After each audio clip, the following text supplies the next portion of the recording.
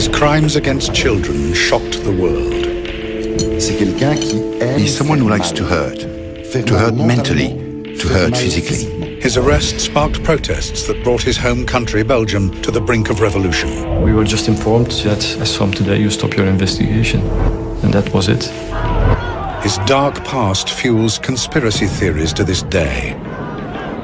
There was a sense of total disbelief, a sense of revolt. This is the shocking story of the monster of Belgium. Who was he? How was he able to kidnap, rape and murder young children right under the noses of the police in this modern European country?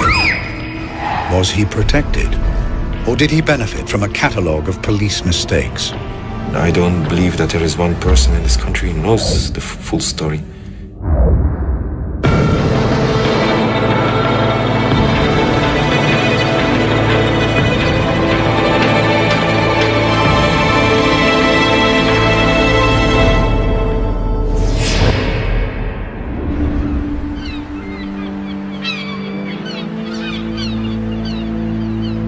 In August 1995, 17-year-old Anne Marchal and her 19-year-old friend Jefje Lambrechts go on a camping holiday with a group of friends to Blankenberge on Belgium's North Sea coast, despite the reservations of Anne's father, Paul. This was her first time on holiday without any parents. We talked about this with her and she said, "Dad, I'm turning 18. And then my wife too said, "Well, we'll have to let her go sometime." During their holiday, Anne and Jefje attend a hypnotist show. Whilst on stage, they're filmed by a member of the audience. Later that night, Anne's father receives a disturbing call. We received a phone call from one of the friends who told us that Anne and Jefje had not returned from a show they had attended in Blankenberge the previous evening. I was really panicky. Like, something's wrong here. This doesn't add up. When Paul Marchal meets the police himself the following day, he's worried by their apparent lack of concern. So I asked, "So what are you going to do?" "Just don't worry, the girls will be back. They probably just went looking for adventure. They will most definitely show up." I was shocked. I had always thought that the police are there to make sure everything works out fine, everything works out safely.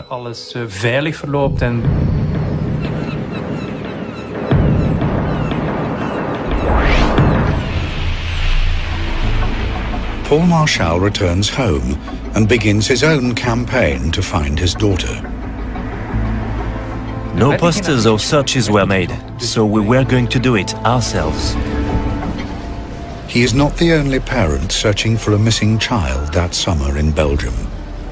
Only 8 weeks before Anne and Jefje disappeared, 8-year-olds Melissa Rousseau and Julie Lejeune had vanished from a park near their home in Grasse-Ologne, over 100 miles to the south of Blankenberge. The police have made little progress in finding them. Journalist Douglas de Koning has written about the impact of Belgium's missing children throughout the 90s. It happened so often that kids disappeared. It seemed like some kind of phenomenon we started to live with. Yeah, that happens every summer. Some kids disappear. Children that disappeared from one day to another and that left no trace at all. Some politicians like Vincent de Crowley are also becoming concerned. A child disappearance was considered a relatively ordinary problem, treated like an ordinary theft. The dominant view within the Belgian police was to simply wait for 48 hours, giving priority to the theory that they had simply run away. But these first hours are critical. Studies show that 91% of abducted children are murdered within 24 hours. In Belgium, usually during the first hours, the police told the parents, "Thank you, we have written it down, but please come back to see us in a few hours or days." 6 months pass and the girls are not found.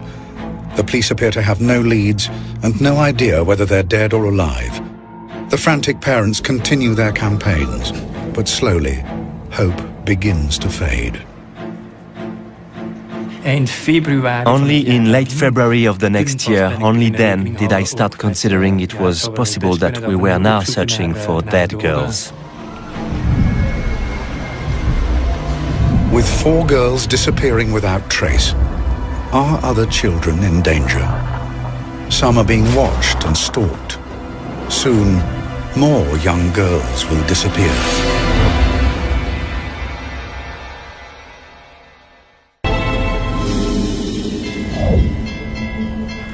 On a summer's day in 1996, 12-year-old Sabine Dardenne begins her ride to school as usual.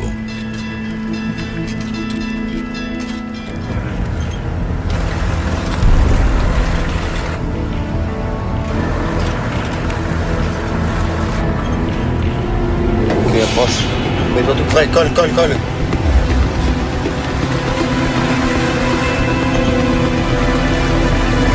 Ok, j'y vais.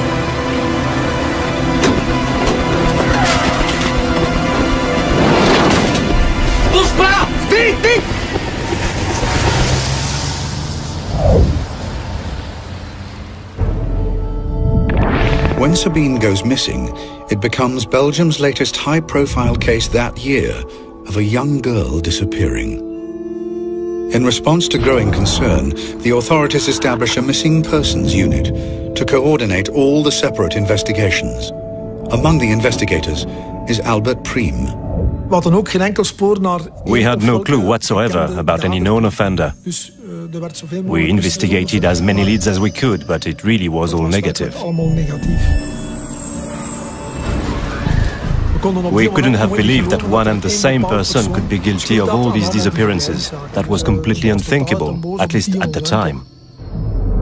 10 weeks pass, and Sabine's disappearance fades out of the headlines. Then, with investigators still struggling to establish any firm leads, another young girl is targeted. 14-year-old Laetitia Delay is walking home from her local swimming pool in Bertry, southern Belgium. She is snatched off the street in broad daylight.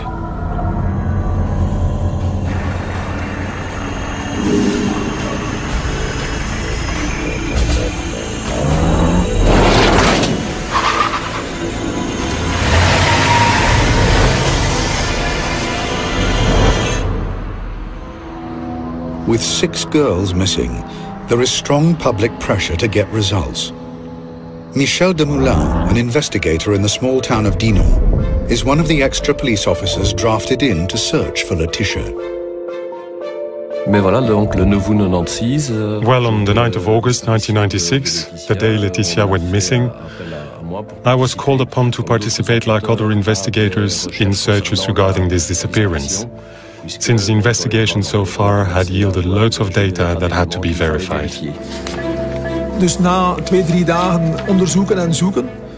After 2 or 3 days of searching, we still hadn't found Laetitia, but we did have a few statements that seemed interesting to us. One statement came from a local resident who has noticed a suspicious vehicle in the village. We were able to work out some parts of the registration number of the van, a white van, also a good description of the van.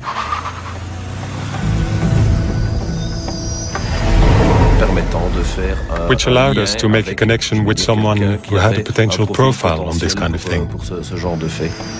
The van is registered to a 39-year-old father of 3, an unemployed electrician called Marc Dutroux.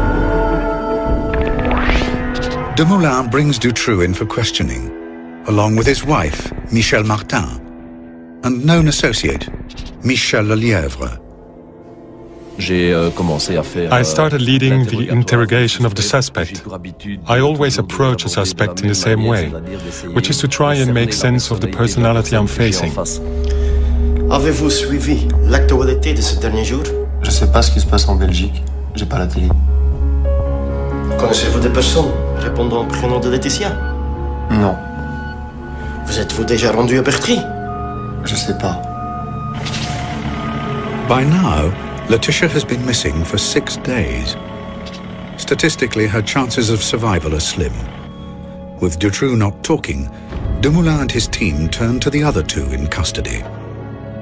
Michel Lelièvre, a drifter and heroin addict who has been assisting Marc Dutroux, caves in under questioning. Il m'a dit, je l'ai vu. Il a remonté la rue en direction du véhicule. Lorsqu'ils sont arrivés à hauteur de la voiture, la portière était déjà ouverte. Il a poussé violemment à l'intérieur. Il a crié une fois. Dutroux's wife, Michelle Martin, also confesses and attempts to distance herself from her husband. Je suis honteuse pour mon mari. Je suis sidérée par les faits commis par mon mari. J'ai conduit le véhicule jusqu'à Marcinelle. Marc est toujours resté à l'arrière, près de la fille. Michel Lelièvre's confession means Inspector Dumoulin now knows that Dutroux has taken Laetitia, but he doesn't know if she's still alive. When you are looking for a victim, you're hoping to find them alive, so you do have to be firm. Nous savons tout, Monsieur Dutroux. Je veux que vous nous portiez à Marcinelle et nous montriez ce que vous avez fait avec Laetitia Delay. But he isn't prepared for what happens next. Tu sais quoi? Je peux te donner 2 filles.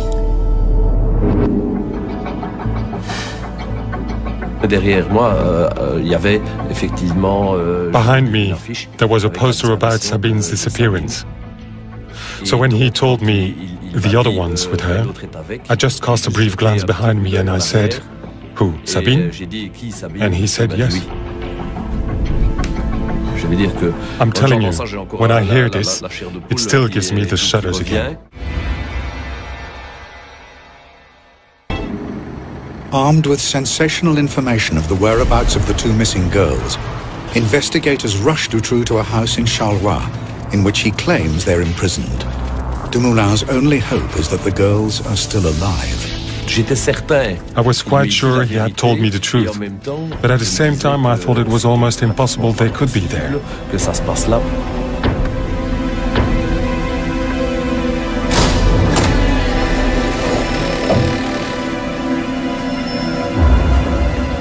In a tiny, filthy dungeon hidden underneath the house, Dumoulin finds Laetitia Delay abducted 6 days earlier. And incredibly, Sabine Dardenne, still alive 80 days after disappearing. Both girls are exhausted and terrified. When you discover this kind of thing, you go through all kinds of emotions. You're happy, you're angry, you think it's impossible, you feel revolted. These are visions that linger with you for months afterwards.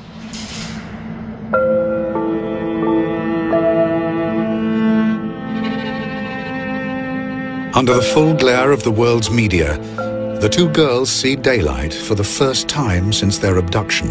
I recognized Laetitia at once, but Sabine, at first I couldn't really believe it, and I wasn't the only one.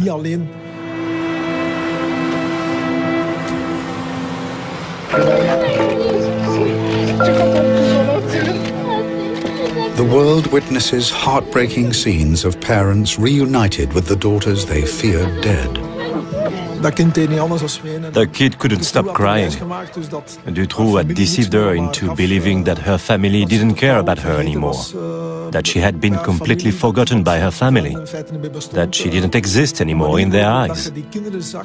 The way these kids looked, it really gave you the chills, even as a policeman. Finding the girls gives Belgium and some desperate parents hope. I was happy for Sabine and for Laetitia and for their parents, their families, for their friends. And at the same time I thought, you see, we still have hope too. But after further questioning, Dutroux leads the police to other missing girls over the following 2 days. The proceeds of crime and benefit fraud allowed Dutroux to acquire 7 houses, which offered makeshift dump sites for the young girls he abducted.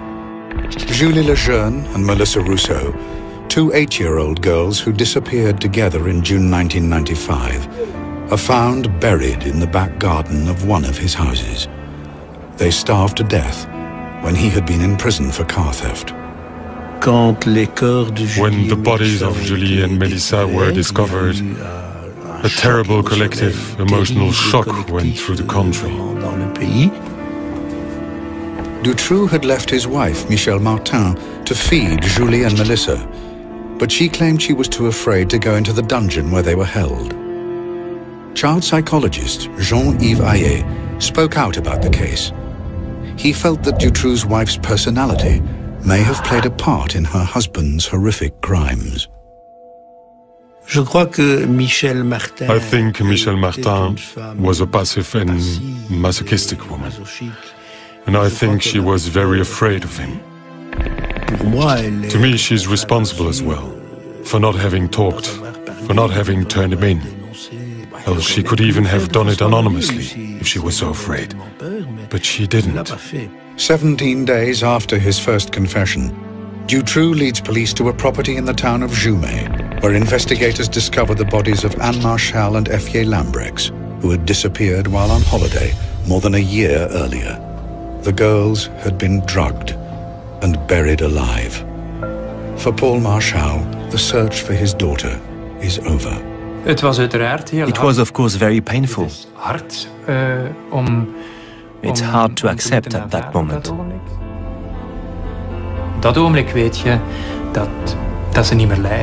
You know they're not suffering anymore. They're not there anymore. And you have to learn to live with it.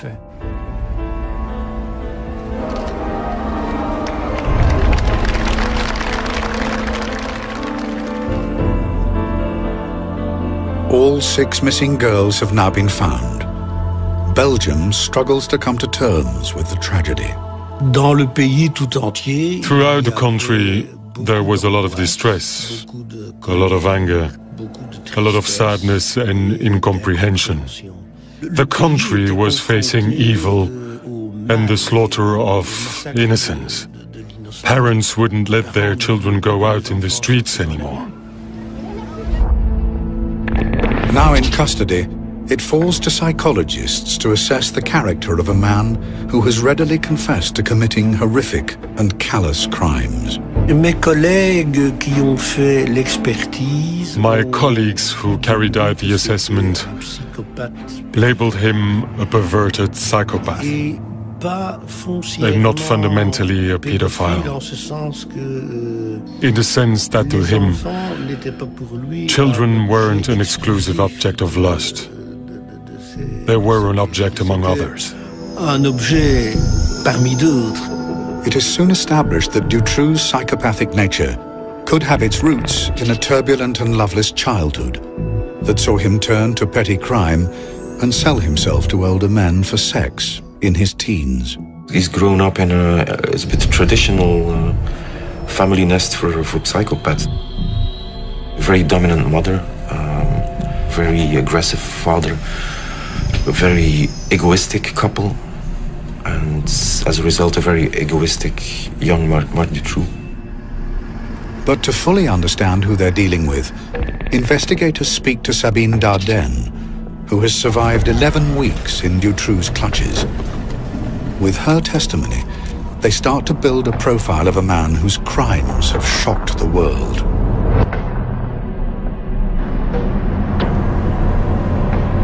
After being snatched on her way to school, Sabine was driven to a house in Marcinelle, a suburb of Charleroi, a city in Belgium's decaying industrial heartland.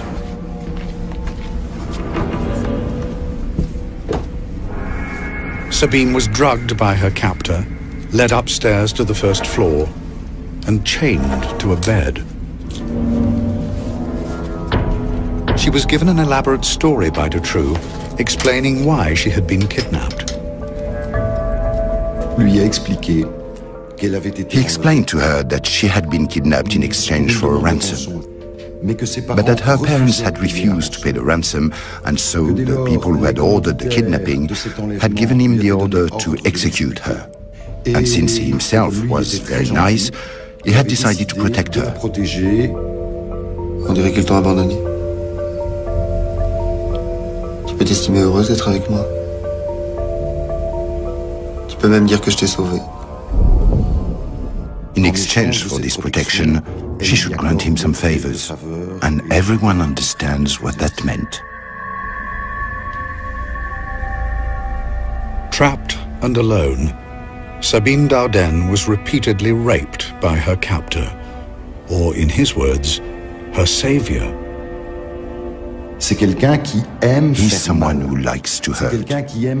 He's someone who likes to practice mental manipulation in all regards. To hurt mentally, to hurt physically.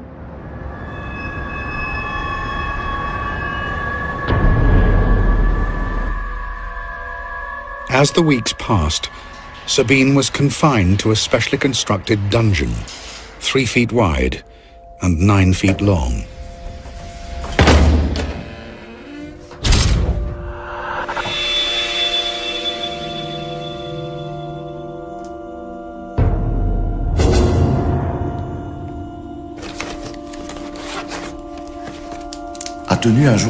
She kept a diary day by day, in which she drew a cross when Dutroux had come and abused her.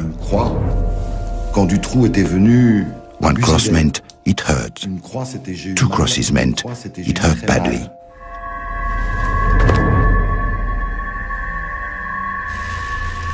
Sabine's captor allowed her to write letters, which he promised to send to her parents. I promise to be less selfish and also lend my things, be more helpful, be better-tempered. I'm sure you'll find that I've changed.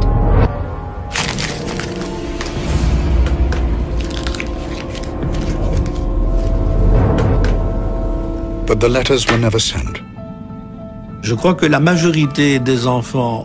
think the majority of children would have interpreted the lack of rescue as a sign their parents no longer cared about them, because there is a naivety about children.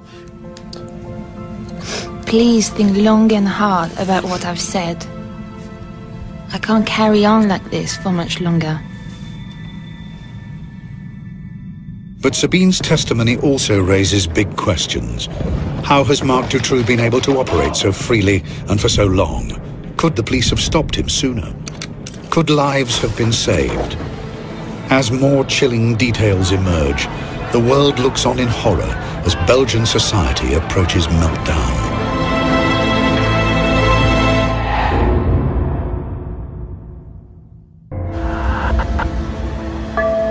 In August 1996, 12-year-old Sabine Dardenne and 14-year-old Laetitia Delay were rescued from a cellar beneath a dilapidated house in southern Belgium. Laetitia had been imprisoned for 6 days, Sabine for 79. But while they have survived, 4 other girls have perished at the hands of their captor, Marc Dutroux. Over the next few months, a series of devastating revelations emerge about Dutroux's past and his relationship to the country's authorities. Belgians realize in horror that the police could have arrested him long ago, potentially saving the lives of 4 young girls. The name of Marc Dutroux was in the file less than 2 weeks after the disappearance of Julie and Melissa.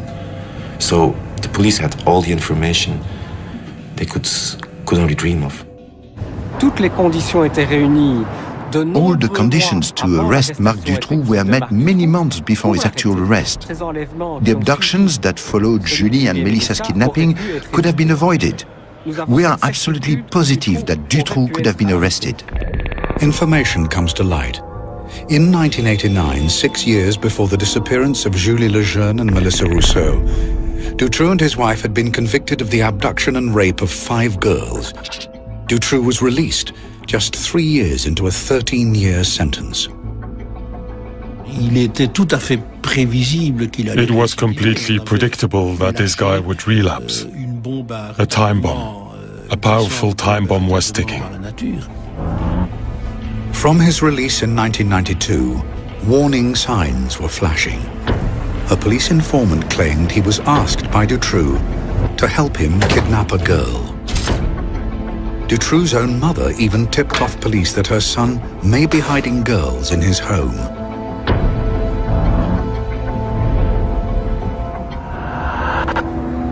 Eventually, In August 1995, the police put him under surveillance, an operation codenamed Othello.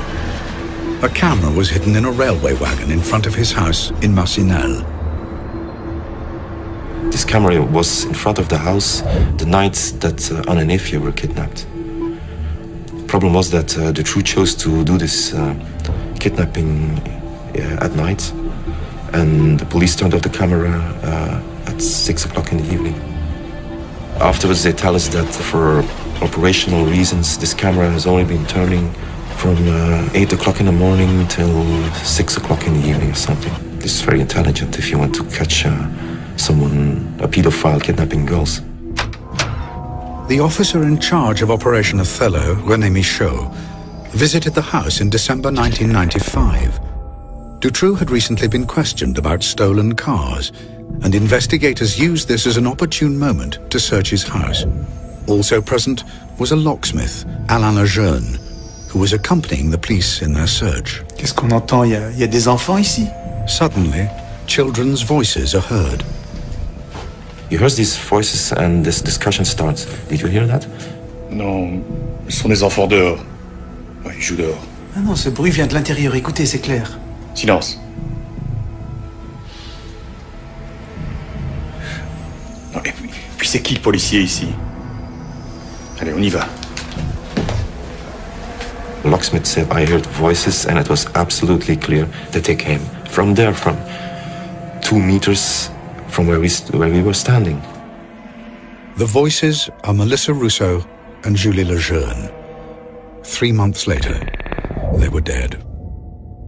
Do not forget that this Julie and Melissa disappearance was the top story in Belgium. That was the top priority of police, at least that's what they told us.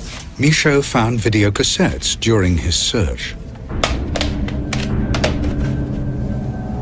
They didn't watch the tapes. The explanation afterwards that they didn't have a video player. On one of these tapes, we can see Marc Dutroux constructing his cage. The explanation of where it was and how it was constructed was on tape. They just had to watch it, but they had no video player. There again, that's official version. Sorry, I don't buy it. René Michaud always claimed that the door to the dungeon was so well hidden, it was impossible for him to realize its true significance. A claim backed by other investigators who have been in the house. The space in which the children were confined, it was hard to see, because shelves had been placed in front of the door. There were plenty of boxes, rubbish, everything was stacked. So no one could ever suspect that behind that wall, a cell had been built to hide children in. I cannot conceive of any investigator who wouldn't go all out while looking for a missing girl. Michaud, who died in January 2009, stated that his failure to find the girls haunted him. Others are skeptical. To accept the word incompetence, sorry, there's a limit to what you can consider as being incompetence. Toute la Belgique recherche ses enfants. The whole of Belgium was searching for the kids. And the gendarmerie knows Dutroux, with his past as a child abuser. They know he's building suspect hiding places in some of his houses. And yet, for some totally incomprehensible reason, Marc Dutroux wasn't arrested.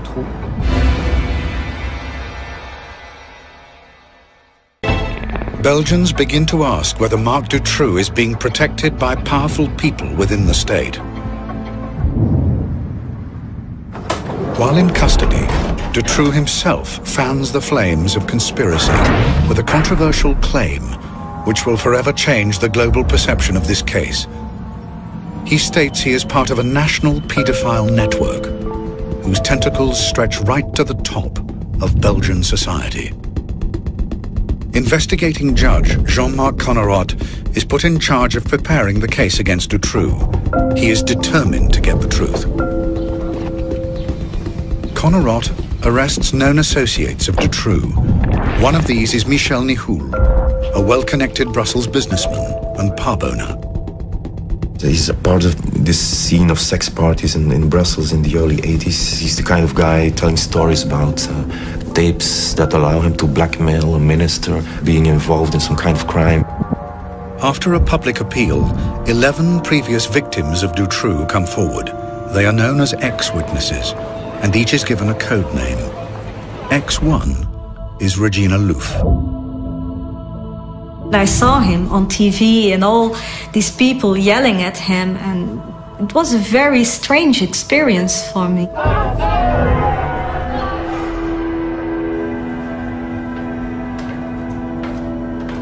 Regina Louf, now a mother of 4, recognizes Marc Dutroux and Michel Nihoul from her childhood.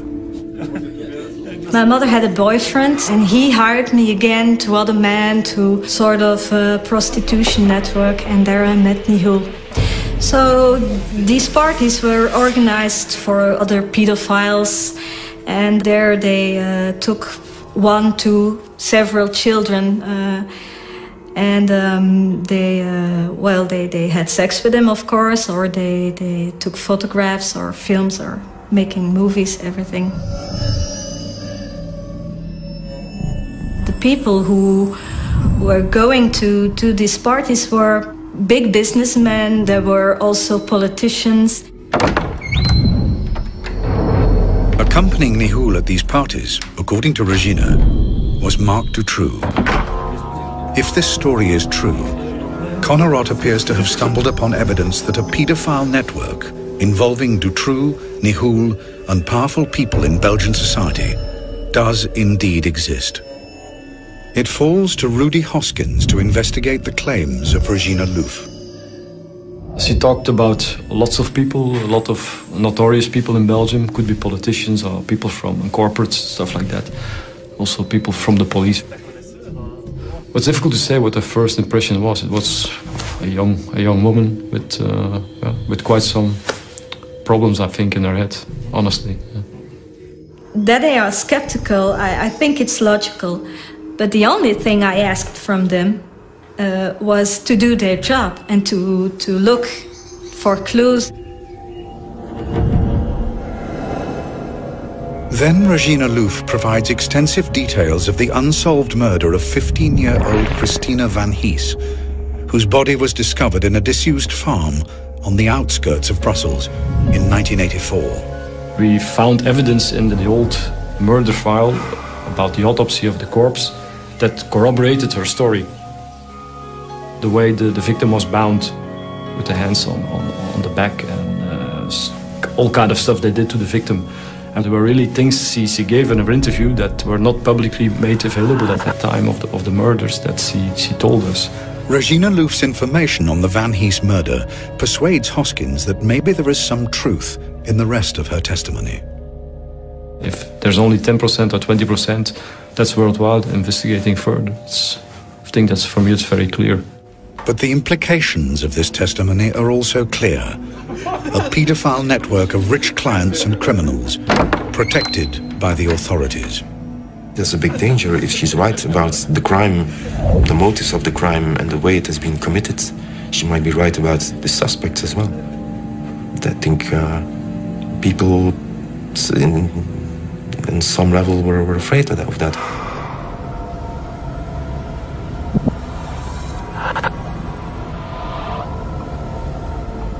However, Judge Connerot's investigation into Regina Louf's claim of the existence of a powerful paedophile network is suddenly brought to a halt. In October 1996, he is sacked. His attendance at a dinner thrown by the families of Dutroux's victims is deemed a conflict of interest by his superiors in the Ministry of Justice.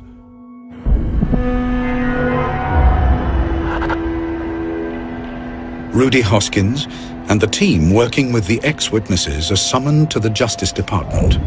We were just informed during that meeting that already, as from today, you stop your investigation. And that was it. We were going too far for some people.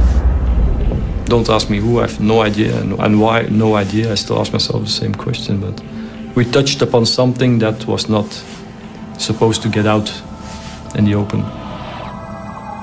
Connerot's dismissal has a devastating effect on public confidence in the Dutroux investigation. I am covering criminal investigations in this country for 15 years. I can't give you hundreds of names of judges having dinner with victims, with lawyers, with suspects. This happens all the time. I always believed in Connerot. This stank and still stinks, in my opinion. Hundreds of thousands of Belgians agree. On the 20th of October 1996, national outrage boils over at a huge march organized by the families of Dutroux' victims. There was a sense of total disbelief, a sense of revolt, a sense of this can't go any further like this. 300,000 people march through Brussels. Workers across the country go on strike, and firemen turn their hoses on government buildings to symbolically cleanse official corruption. Belgium stands on the brink of revolution.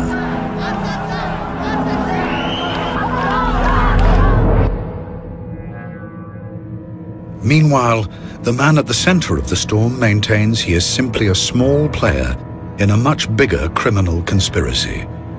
And his surviving victims prepare for their day in court. I didn't crack up when I was freed from the monster's grip at the age of 12. But when I turned 20, another severe test of nerve awaited me, face to face with Marc Dutroux.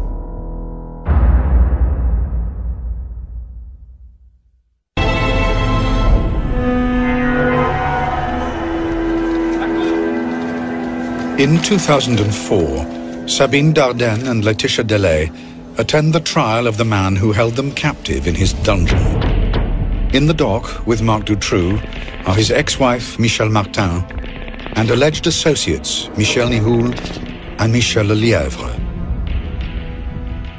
It has taken 8 years to bring Dutroux to trial. Officially, this is because the authorities have had to spend years investigating hundreds of leads into paedophile networks, which the police are convinced don't exist. One thinks the trial will take place in 98-99. Some dreamers said 2000. No, well, 2004. Because of all the dead ends the investigation was led into, this whole series of way out leads. Sabine Dardenne was held captive for 79 days in Dutroux' dungeon in 1996. 8 years later, she gets the chance to confront him at last.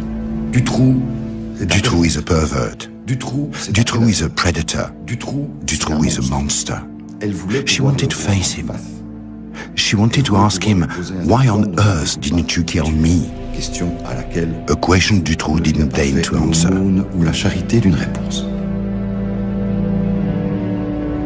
But that isn't the only unanswered question to emerge from the trial. Belgians are split over whether Dutroux is a lone predator or part of a paedophile ring run by his co-defendant, Michel Nihoul. I do think it wasn't just Dutroux who killed my child. I think that the police and the judiciary share in the guilt. But many voices who could potentially shed light on this story are not in court, fueling suspicions of a cover-up. There are a lot of people who died in the entourage of Dutroux very quick after he was arrested. José Stepper is a police informer who claims he has explosive information on Dutroux. He dies 2 days before he is to meet his contact. His family believe he was poisoned. Jean-Paul Tamino is a figure in the Charleroi underground who disappears just as he is supposed to talk to the police. Parts of his body are fished out of the canal on the day of Dutroux' arrest. François Rayskins told a friend he'd seen Melissa Rousseau alive in Holland. Before he could tell the police, he was killed on a railway line. In all, 20 people connected with the case had died in suspicious circumstances. Also not appearing is Regina Louf, whose police interviews in 1996 appear to support the existence of a paedophile ring involving rich clients and run by Michel Nihoul. But the police investigation into Regina's claims was halted in 1997. We still ask ourselves the same question, why? We were just doing our work, we were objective. Why the hell did they stop us? She was interviewed by a second team of investigators, and her testimony dismissed. They said it right in my face that they didn't believe it anymore and that I was sick in the head and that I just only wanted attention. By 2004, Regina Louf's character and testimony are bitterly disputed. Her motives and her state of mind are questioned, and she is dismissed in the press as a pathological liar. Fantasies sell better than reality. In the Dutroux case, as far as I can tell, the ex-witnesses don't add anything whatsoever, really nothing whatsoever. It's not that difficult to turn a victim in someone who is crazy. You just point your finger at the victim or the witness and say, she's false, she's just a maniac or something like that. In contrast, Laetitia Delay and Sabine Dardenne maintain Marc Dutroux was their only abuser. La seule personne vivante. The only living person who has been in Dutroux's claws for 80 days is Sabine Dardenne. And Sabine Dardenne says, the only one I've seen is Marc Dutroux. So where is the ring? Someone who is acting on behalf of a large and very wealthy ring to sell little girls would not carry out a kidnapping in a ramshackle van registered to himself. And then he would keep this product in his cellar but wouldn't throw it on the market for some 80 days. It makes no sense. Dutroux has never offered any details of the network he claimed to serve. It might be helpful if he says, I'm working for an organization, that he would at least give a phone number about the guy, his contact person at his organization. He didn't do that. On the 17th of June 2004, Marc Dutroux is found guilty of the abduction and rape of 6 girls and killing 4 of them. He is sentenced to life behind bars. His associate and driver, Michel Lelièvre, is found guilty of kidnapping and sentenced to 25 years in jail. Dutroux's ex-wife, Michel Martin, is found guilty of conspiracy to kidnap and sentenced to 30 years in jail. Businessman Michel Nihoul is convicted of drugs offences, but he is acquitted of being an accomplice of Dutroux. Officially, therefore, there is no paedophile network, no powerful clients, and no cover-up by the authorities. The investigation revealed that Marc Dutroux acted alone. We haven't found a single element, neither in the investigation nor afterwards, indicating the existence of a ring, past or present, in our country. But not everyone is satisfied. I think we're never going to get the true story. And I don't believe that there is one person in this country who knows the full story.